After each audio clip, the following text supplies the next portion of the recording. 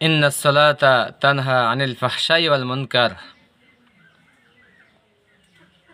নিশ্চয় নামাজ সকল অশ্লীল খারাপ কাজ কর্ম থেকে বিরত রাখে, ফিরিয়ে রাখে। আমরা এমনভাবে নামাজ আদায় করব যেন এই নামাজ আমাদের উপকারে আসে, নামাজের দ্বারা আমাদের কল্যাণ হয়, নামাজের দ্বারা আমাদের খারাপ কাজ ছেড়ে দেওয়া হয়, যাতে নামাজ যাতে আমরা পড়ি এবং সেই নামাজ যেন আমাদেরকে সুদ খাওয়া, ঘুষ খাওয়া, দুর্নীতি করা, ব্যভিচার করা,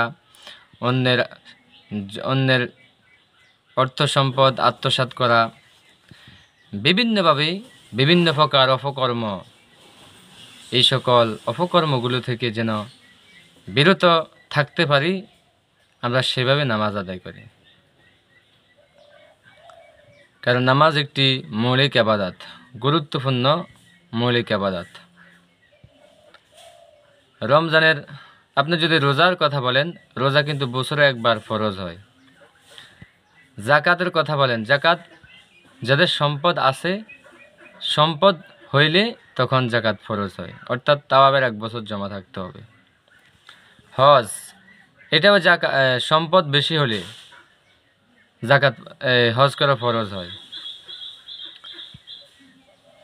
এবং আরও অন্যান্য যত কাজ আছে সেটা সময়ের প্রেক্ষিতে অবস্থান কালভেদে সেটা গঠিত হয়, ফরজ হয়। কিন্তু নামাজ এমন একটা ইবাদত, মৌলিক ইবাদত, এটি বালেগ হওয়ার পর থেকেই মৃত্যু পর্যন্ত প্রতিদিন রেগুলার ইবাদত হিসেবে 5 ওয়াক্ত নামাজ অবশ্যই ফরজ। এই নামাজ হচ্ছে রেগুলার ইবাদত, নিয়মিত ইবাদত। এই নামাজ কিন্তু ছাড়া যায় না। নামাজটা এমন নয় যে এটা অবস্থার পরিপ্রেক্ষিতে ফরজ হয় না। নামাজ প্রতিদিন 5 ওয়াক্ত নামাজ নির্ধারিত টাইমে, নির্ধারিত সময়ে ফরজ, অবশ্যই আপনাকে আদায় করতেই হবে। এটা মৌলিক ইবাদত, এটা ছেড়ে দেওয়া যায় না। একজন মুসলিম আর একজন মুমিন, এবং একজন মুমিন আর একজন কাফেরের সাথে বা অস্বীকারীর সাথে তুলনা একমাত্র হচ্ছে শুধু নামাজ।